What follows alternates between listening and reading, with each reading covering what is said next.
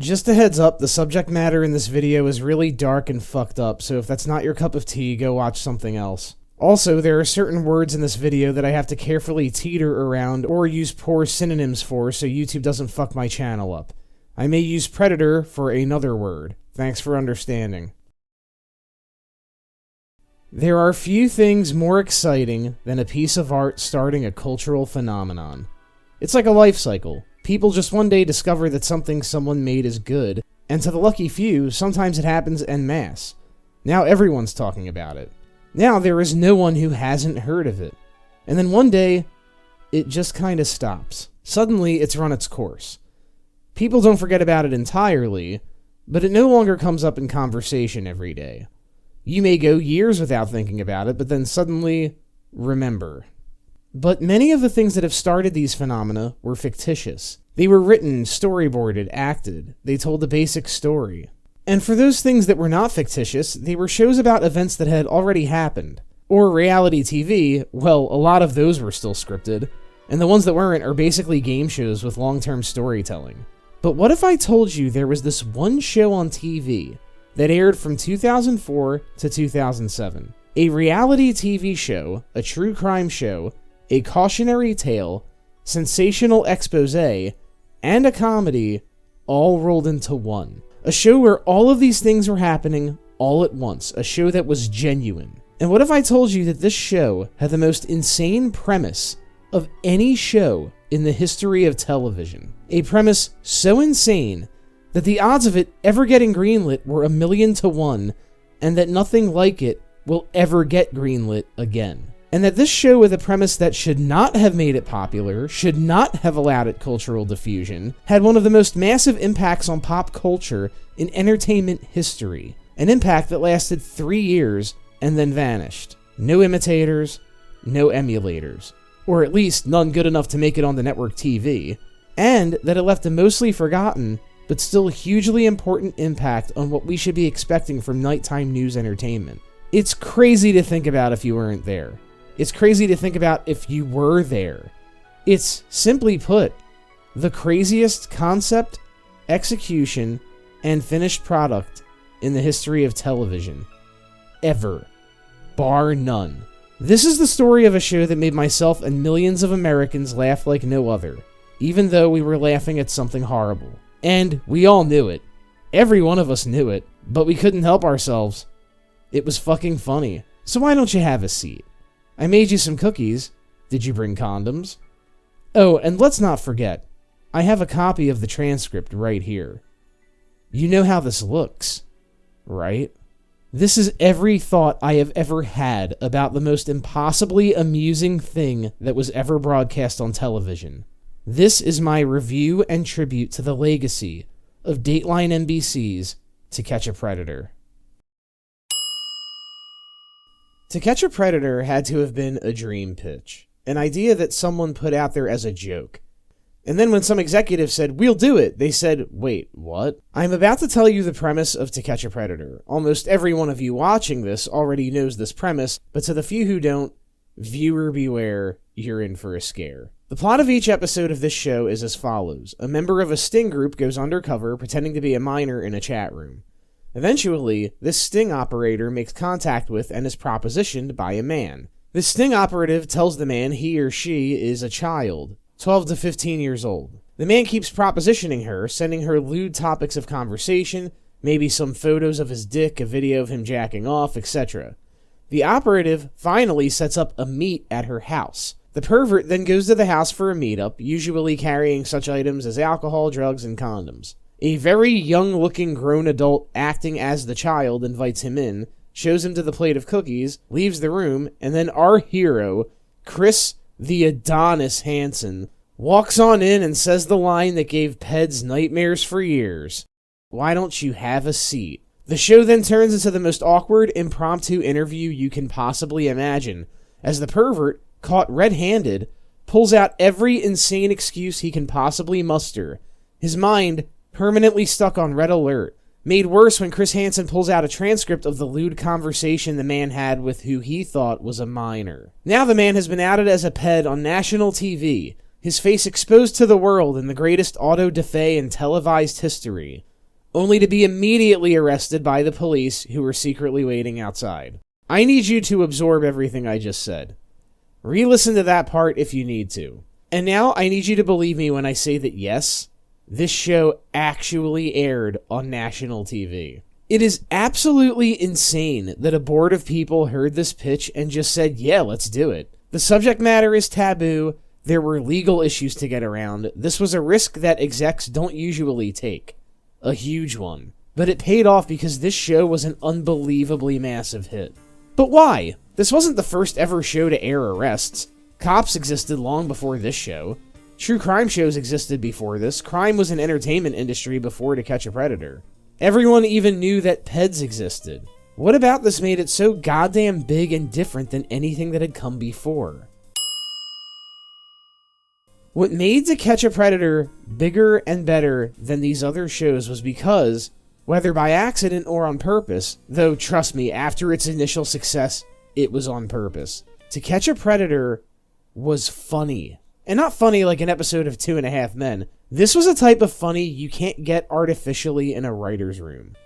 This was the type of funny that has to occur organically. Because, though the premise was hilarious enough on its own, every human reacts to stressful situations differently. No two perverts on this show were the same, though they all had some common traits, like that one excuse most of them have of trying to show the girl how dangerous her decisions are, or waiving their right to remain silent before their lawyer is even in the interrogation room, or being from this country. But when the shit hits the fan, everyone acts a little differently. And keep in mind, though it's a great thing that these people were exposed, removed from society, even if it was briefly, and had a marker placed on them for people to see, these guys were all absolutely fucking stupid. And so, when confronted, they act stupid. Keep in mind, these were not evil geniuses, these were the discount bin perverts. These were the perverts who believed that a person on the other end of the internet was exactly who they said they were, believed that that person was home alone, and just drove to a stranger's house. Some of them drove for hours and hours. Forget about the possibility of a sting for a second. What if the person on the other end of the chat was looking to beat and rob or kill them? To paint a picture of how funny these monsters are, here's a taste. Here's a guy who looks like Super Mario. Here's one who just starts eating the cookies while casually talking to Chris. Here's a guy who strips naked and starts following a cat around with Cool Whip. There wasn't actually a cat in this room, he just thinks there is. Listen to this guy's voice. You ask her if she's horny. What's wrong with that? No one who doesn't touch kids has ever sounded like this. There was this one guy who got caught twice in one day. They set up a second sting on him out in public, and he went for it again less than 24 hours later. And during the show's height, when it was immensely popular and being referenced and parodied on other shows every single day, these fucking morons still fell for this. Their coworkers were probably talking about the show at the water cooler every single day. And they still believed that the girl on the other end of the internet was a real 12-year-old girl who wanted them to come over. Incredible. This culminated in a later episode of Hansen vs. Predator, where Chris nailed a guy who actually knew him in real life. A man who he saw on the train every day. This fucking guy knew the host of To Catch a Predator in real life and still went to this house. If you can't see the humor in that, I don't know if we can be friends. All this is just to say that Chris Hansen may have been the host of this show, but the Predators were the stars. But let's bring everything back down to reality for a second. Harsh reality. To Catch a Predator, at its core, was a show that was trying to expose a very ugly, evil group of people in our society. A group of people who, frankly, deserved way worse than what they got due to this show. And auto-da-fe is entertaining enough, especially for people who deserve it, but at the end of the day, these people who were making us laugh so hard were the scum of the earth. So why were they so goddamn funny? Mark Twain once said, "Truth is stranger than fiction." I'm surprised it took someone that long to put it into those words. Truth has always been stranger than fiction. Fiction has rules. But I think if Mark Twain had lived long enough to watch To Catch a Predator, he would have added an addendum to this statement. One that rings almost as true. Truth is funnier than fiction. I love comedy. For as much bad comedy as there is in this world, there is still so much good. As time goes on, you may have to look harder to find it, but it is there. Now, comedy is subjective, and you may very well disagree with this statement, and if you are, it's probably because you are a kinder person than me, but I think real-life comedy is the funniest comedy in the entire world. I define real-life comedy as something funny that happens in real life without any setup, or something funny that happens in real life by intentional design. And when I say intentional design, I mean trolling. Trolling is one of the greatest things to ever come out of the internet, though it certainly existed to lesser degrees before that. Baiting and switching someone gullible is sweet, sweet pudding to me. The sweetest. I love trolling. I think Sam Hyde is a genius, I think Jesse P.S. of Pod Awful is a genius, and I have spent more time on the Chris Chan wiki than I care to admit here. Because real trolling, the best trolling, doesn't just embarrass a person. It exposes the inner workings of a person's thought process and idiosyncrasies to the masses. It's like someone took your brain out of your head and put it under glass for the world to see. It's fascinating.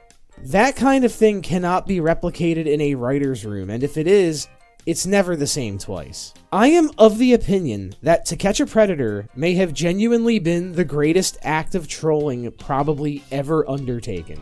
Made all the sweeter by the fact that the people being trolled are basically garbage masquerading as human beings. I may not have done the best job of listing these reasons, but I had to say all of that because these things are why I think To Catch a Predator is so fucking funny. I had to show you where my head was at first, and where a lot of other people's head is at, especially on the internet. Those are my personal feelings, but America's general reaction to this show proved that I was not alone in having them, which was pretty awesome. Now, you might think that the show became popular with the niche group of people. It seems like it would have, right? Think about most fucked up comedy, how those kinds of shows are popular with a certain group of people, but don't really pervade popular culture. Hell, that's my favorite kind of comedy. But To Catch a Predator was different. Keep in mind, this show was not airing on Comedy Central or Adult Swim.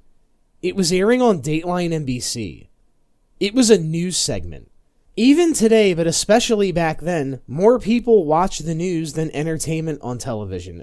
And so, perhaps unwittingly, entire groups of people who were not usually exposed to trolling unknowingly became exposed to trolling.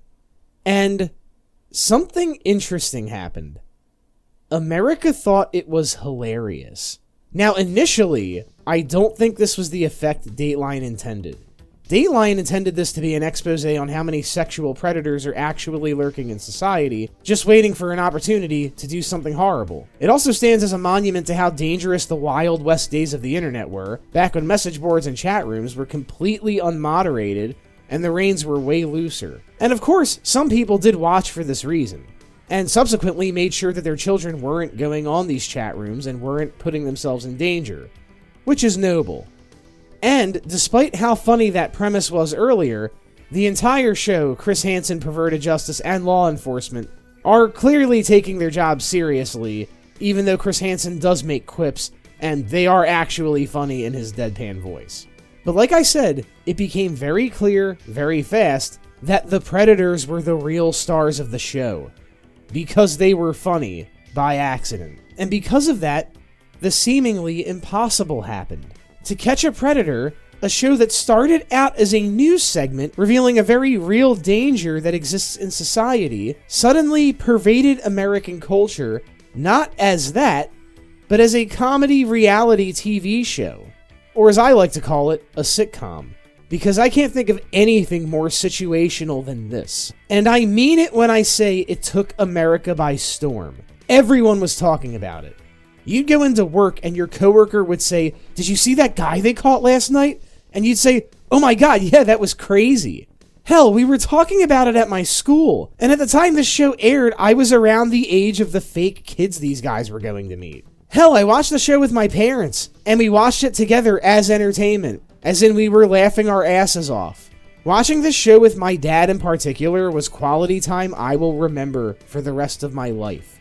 My parents were never worried. They knew I was smart enough to be trusted with the internet. Other popular shows even referenced and parodied it, including South Park, The Boondocks, Mad TV, Arrested Development, and It's Always Sunny in Philadelphia. And though the fervor of the show died down, you can still see traces of the lasting impact it had. Watch Mojo made a top 10 Predators list. Yes, Watch Mojo, the channel that basically makes top 10 lists of the lowest hanging clickbait fruit in the world, made a top 10 To Catch a Predators list. And there is a To Catch a Predator wiki detailing the lives of all the Predators who were ever on the show. I need you to imagine a world where everyone knows who Chris Chan is. And some of you are going, everyone does know who he is. No, they don't.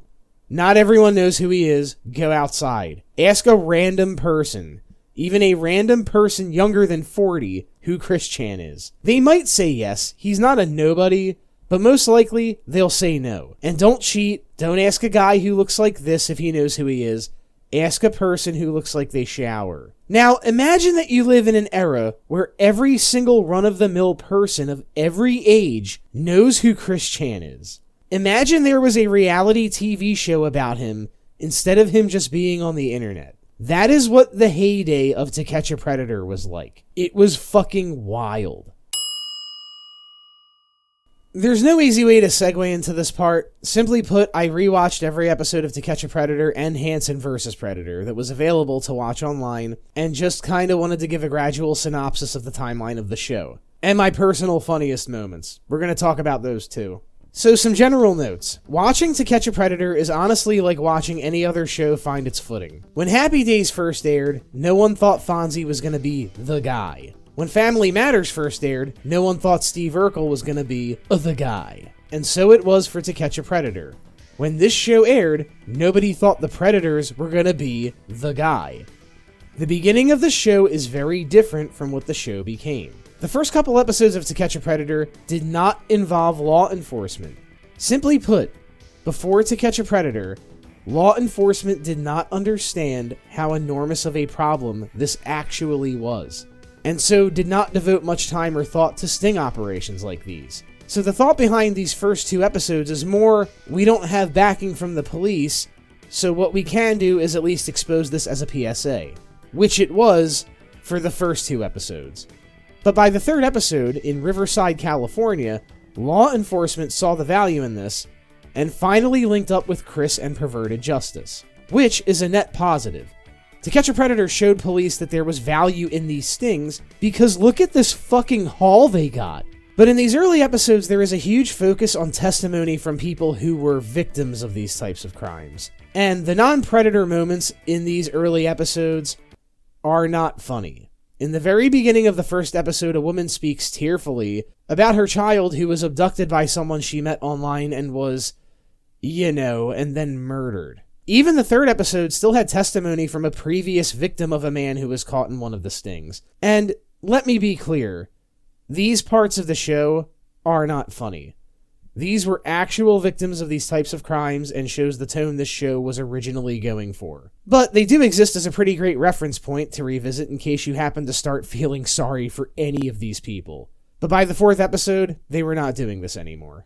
Another thing this show puts focus on in the early days was attempting to help families avoid this kind of thing. The show does make an honest attempt to connect parents with their kids during the early days of social media, when this kind of thing was way less moderated on the internet. It was a PSA that probably worked out to varying degrees of success. I say that because I can't imagine that a troubled 13 or 14-year-old messaging adult men about sex is the type of kid who's going to go to their parents when shit hits the fan. You may just have to nip this kind of thing in the bud before they use the internet. Now, it should be said that at the end of a lot of later episodes, they do still mention a website to help parents figure out what to do if they're worried, but at that point, it was clearly getting sidelined for more show. Because after a certain point, once the show achieved complete self-awareness, they basically dropped the PSA stuff. They knew why people were watching this show. Here are some things that surprisingly somehow never happened on To Catch a Predator. Somehow, some way, none of the Predators ever tried to shoot their way out. Consider how many people in the US own guns, and how many times police found guns in the cars of some of these guys, an arsenal in one case, and how mentally unstable some of these guys were, and the fact that they were backed into a corner in a situation where they were directly made aware that their lives were destroyed. It is a miracle that there was never a shootout, and Chris Hansen is lucky to be alive. It's also pretty shocking that not a single woman ever showed up to this house. Chris Hansen has even addressed this in interviews.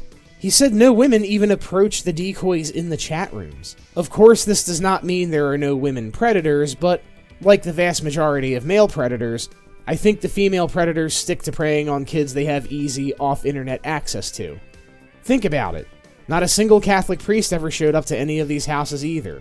The guys that showed up to this house weren't just predators. They were, specifically, the dumbest ones. And, of course, the dumbest child predators still need to be taken off the streets. You don't just get a pass for being stupid. I also noticed that there are 5 main categories of predators. 1. Acknowledgement. I have a serious problem and I need help. 2.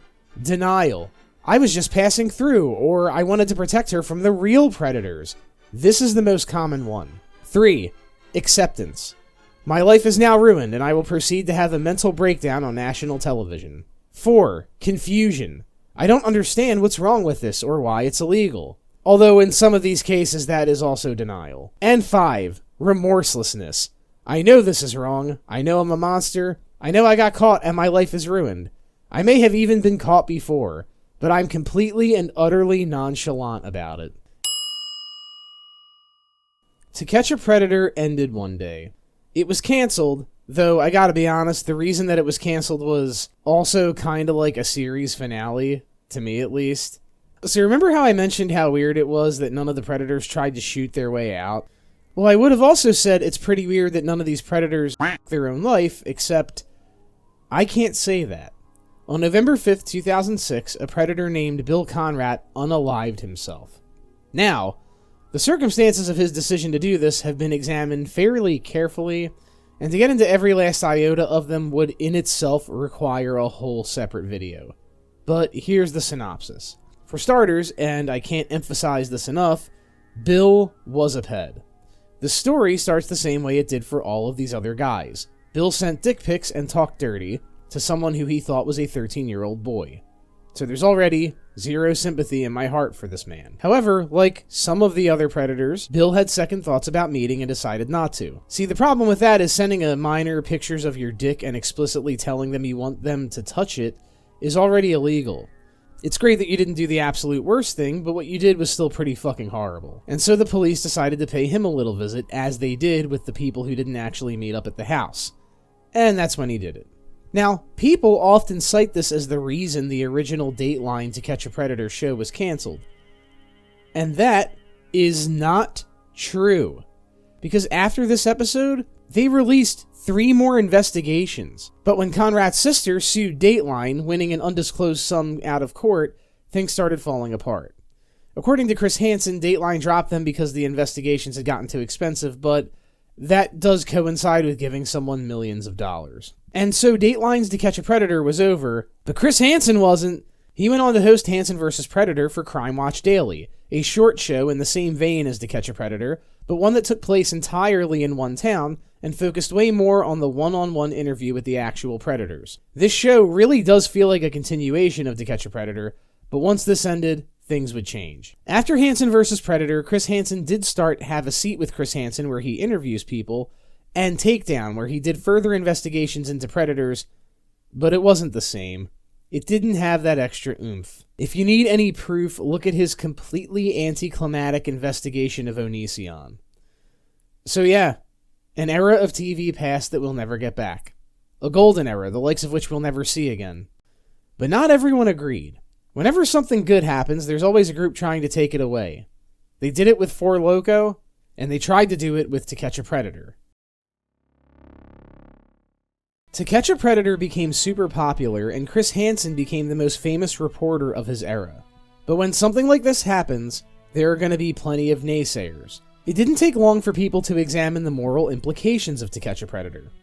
I am going to tackle some common criticisms of To Catch a Predator, one by one, and rebuke each of them. One of the biggest arguments against To Catch a Predator is that what Chris and the gang were doing was entrapment. It's not, and this is factual. All it takes is a quick Google search of the definition of entrapment. For this video, I'll be using the US Department of Justice's definition of entrapment. That's about as official as you can get. Entrapment is defined by the United States Department of Justice as a complete defense to a criminal charge on the theory that government agents may not originate a criminal design, implant in an innocent person's mind the disposition to commit a criminal act, and then induce commission of the crime so that the government may prosecute. The most important part of this definition, and the most obvious reason that this is not entrapment, is that second part. Law enforcement would have had to implant in an innocent person's mind the disposition to talk sexually and meet a minor for sex. And as you can clearly see, their disposition to do this already existed before they exchanged info with the decoys. You cannot tell me that these guys wouldn't have agreed to meet a minor for sex if they had been messaging an actual minor. Know why? Because they thought that they were messaging an actual minor. Chris Hansen asks over and over again, what would you have done if there was an actual child here? That's the biggest takeaway.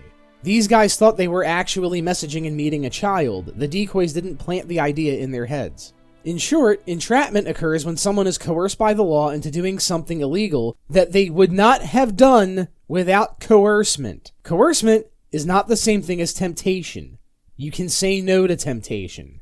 Inducement is the threshold issue in the entrapment defense. Mere solicitation to commit a crime is not inducement. Nor does the government's use of artifice, stratagem, pretense, or deceit establish inducement. As far as inducing commission of the crime, I think we can all agree that no one forced them to do that. The minute that other person in the chat room said, I'm 13, every one of these guys had the option to exit that chat immediately. That's not inducement. Actual entrapment means that you're trapped into committing a crime. If I don't commit this crime, something bad will happen to me. What bad thing is going to come from not sending a 13-year-old videos of you masturbating? I think only good things can come from that. Another criticism is that the show is a public shaming ritual and that these men are still innocent until proven guilty. Of course, everyone is innocent until proven guilty. Most of these guys still got their day in court, they were still entitled to a defense, and they got those things. But can I ask you a question? If you were walking down the street one day and you happened to see a guy pull out a gun and shoot another guy in the face, would you be thinking to yourself, well, he's innocent until proven guilty? He still is, but you yourself just witnessed his guilt. You saw the crime. Personally. Now imagine you had caught it on video. Would he still be innocent until proven guilty? Yes, of course. But now not only did you witness his guilt, but you have irrefutable evidence to show others that he is guilty.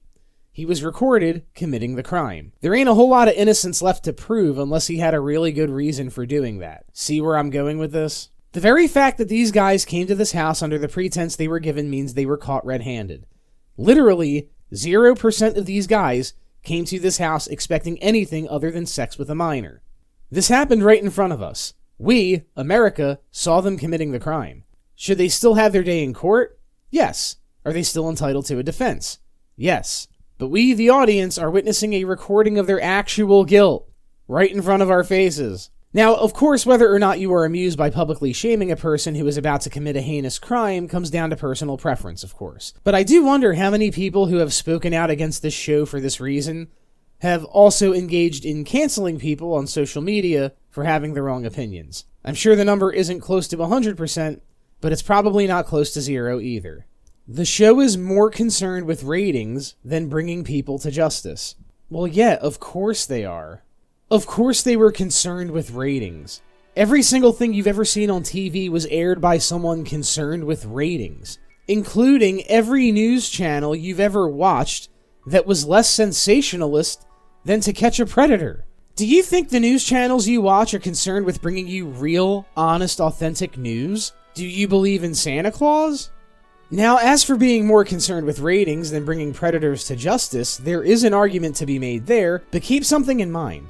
The funding to catch this many guys was certainly helped by the ratings of this show. In the first couple episodes, law enforcement was not involved. And it's stated that the reason perverted justice exists in the first place is because law enforcement in a lot of cities and towns did not have the resources to launch sting operations like this. And so those first 2 episodes did the only thing they could do without getting the law involved. It shamed those people, and rightfully so. If you can't get someone arrested for this type of behavior, the least you can do is shame them on TV for the world to see.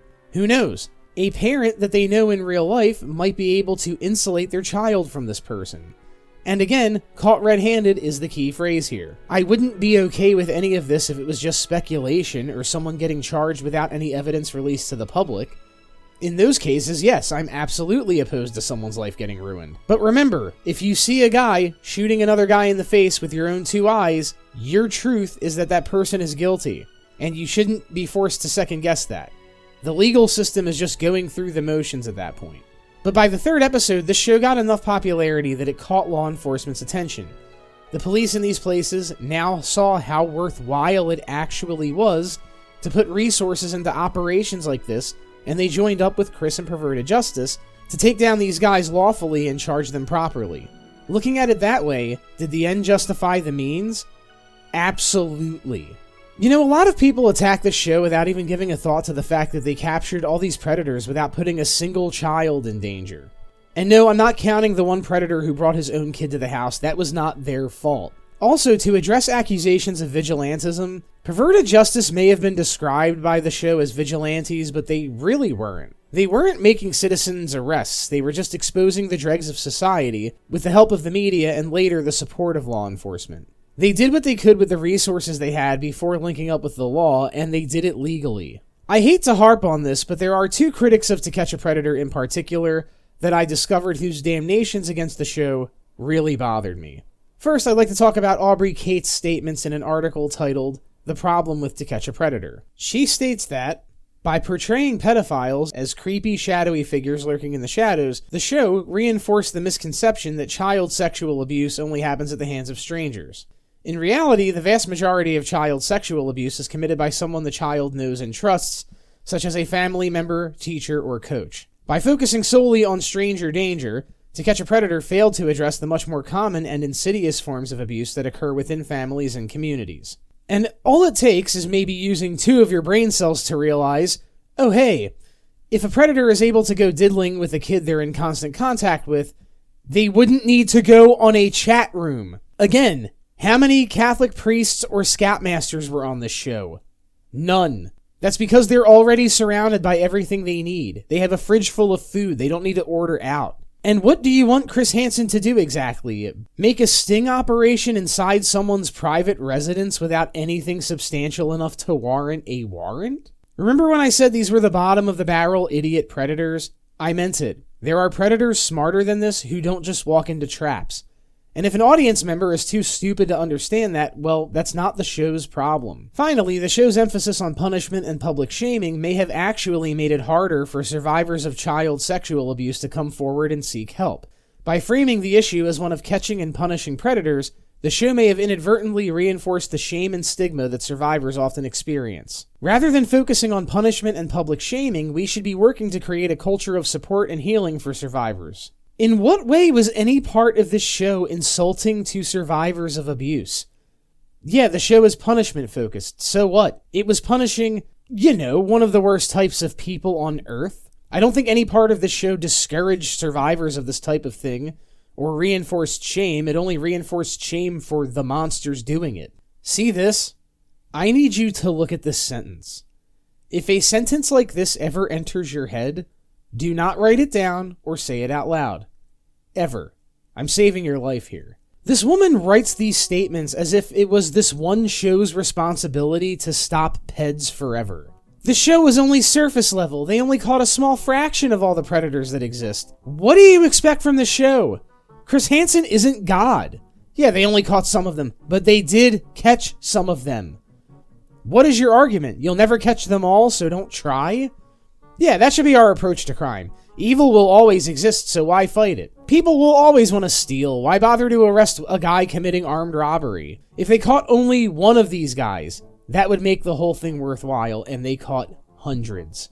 There will always be people trying to find the root causes of tragic realities in society, and God bless them. As much as I love this show, I would trade it in a heartbeat for a world in which these people don't exist. People are trying to find the root causes of these types of things. It's not like we live in a world where no one has ever tried to stop this stuff at its source. But in the meantime, before that happens, it does exist and it is a crime, and it's one of the most absolute deplorable ones. So if we live in a society that hasn't eliminated this yet, the least we can do is catch as many people as possible trying to do it, especially if they haven't done it yet.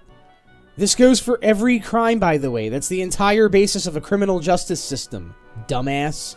She then plays her hand in the final paragraphs of the article, where it clearly becomes a hit piece on the show and host, basically trying to say that because Chris Hansen had an affair and may have committed larceny, that it negates the work he did on this show and says everything short of, he's just as much a predator as these guys. No, he's not. He may be a bad husband or a person you shouldn't give money to, but he's not irredeemable human garbage like these guys. So according to this person, Chris Hansen is deeply problematic because he had a larceny charge, which was dropped, by the way, but creating a show that caught peds red-handed, prevented them from having sex with actual real children, took some of them off the streets, and raised awareness of the dangers children were exposed to at the time, that's just not okay. And we're going to get to Chris Hansen in a second. It's time to move beyond this outdated and misguided approach to addressing child sexual abuse and focus instead on more effective evidence-based solutions. Okay, then do it. Go stop pedophilia.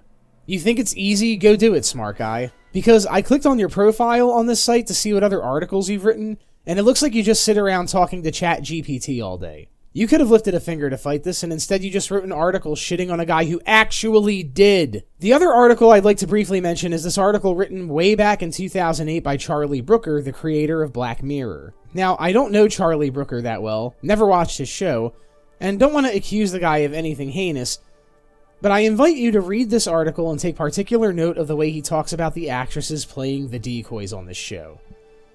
It's fucking weird. The decoys were either women who looked disturbingly young for their age that no normal man would be into, or a woman who they dressed up to make her look younger. These actresses either look or were made to look like they're 13 or 14. They were picked based on that, not whatever weird shit he's insinuating here. I don't want to go into too much detail on this because then this video will border on slander, but go read it. It sounds like Charlie Brooker needs to take a seat. After all is said and done, there are certain truths to this show. One of them is that the show was exploitative. I will never, ever deny this. But given the facts that they were helping society and doing this to people who certainly deserved it, I embrace it.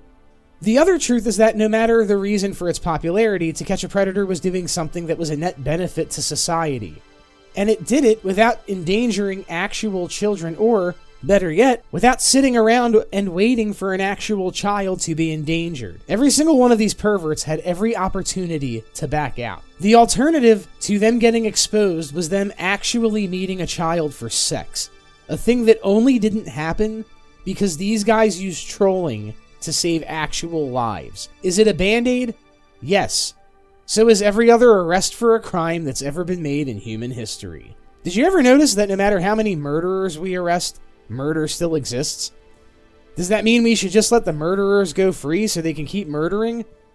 No, we should not do that.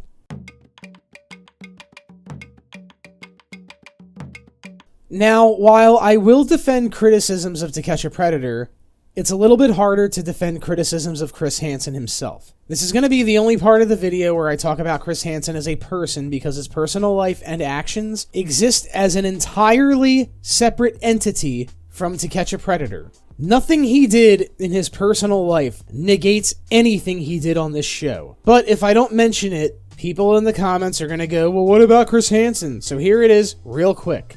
I'm doing it in one shot. I'm not making the video about this. Based on the evidence I've gathered while making this video, Chris Hansen has become a con man because he's terrible with money. I base this on certain facts that I could find out about the guy after doing some digging. He was evicted from an apartment, which is usually a sign of that. He was arrested for larceny for bounced checks. The charges were dropped, but if you take the rest of this into consideration, I don't think the charges were unfounded.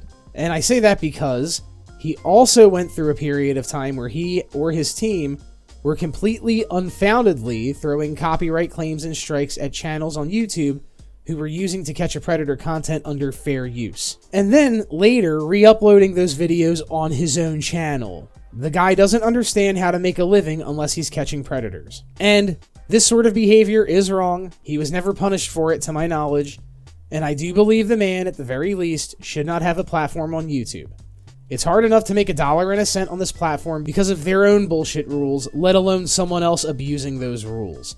If you need references on this, there are plenty of testimonials on YouTube, especially from Mr. GG, who has several very well-researched videos on this subject. But this video is about every thought I've had on To Catch a Predator, not Chris Hansen. That would require a completely different video. Like I said, his personal life and his own legal battles and shady shit exist on their own, far away from the actual content of To Catch a Predator. He's a con man, don't give him money. I do not think any shady activity he's done negates any of the work he's done catching these guys. And to the people who make thumbnails like this, you're fucking wrong if you think that Chris Hansen or anyone involved in organizing these sting operations were as bad as the people they caught. Go back to huffing glue or whatever the fuck it is you do in your spare time. So at the end of the day, what did To Catch a Predator prove? Well, it sure as shit proved that it wasn't a deterrent. The sheer number of predators who had seen this show at its height and still went to that house to meet a child was staggering. Way beyond the point of reasonable cost-benefit analysis. Does that mean it wasn't worth making? Absolutely not. This show still led to the capture of predators or would-be predators. It also proved a horrifying reality, that these types of people are everywhere and there's a lot of them. Think about how many of these guys this show nailed from every walk of life. And these were only the dumbest ones who got caught. But what I find most fascinating of all, and the reason I made this entire video to begin with, was this show's effect on society. This show proved that people are willing to find humor in the horrible. We seek it out. We get a thrill from it, especially when it's people doing something so unsympathetic that we can turn them into pariahs guilt-free. And I think there's value in that. A value that polite society doesn't like to talk about. We need to find humor in the horrible. That's an unsung part of human nature that we require to alleviate things that would otherwise bother us constantly. If we didn't have humor to counterbalance things like that, our world would be even more depressing than these people make it. To Catch a Predator was one of the few times in human history when an entire nation of people were exposed to that humor and, more importantly, got to share in it. It became part of our shared culture, if only for a little while. No matter what you did, who you hung out with, everyone was talking about this show and everyone was laughing at these guys. And in a world where journalism now exists not to unite, but to tear apart, we need shows like this more than ever. And I wish we had more. Forget sitting in a newsroom regurgitating political bullshit that was bought and paid for days ago. I want raw, exploitative, on-the-spot, caught-in-the-act journalism. This was journalism, and even better, it was entertaining. Many of us didn't know we would think this sort of thing was funny, and many of us were impacted and inspired by the unparalleled humor that it gifted us with. For perhaps the only time in history, we all laughed together at something we shouldn't have laughed at. And that's magic. That's an aspect of society that I like. To turn tragedy into comedy, to expose that comedy to the masses, and for those masses to not reject it, but embrace it, while underneath all of this to still be doing some good in the world, that is so cool. And that is why, after all these years, I still think To Catch a Predator is nothing short of incredible.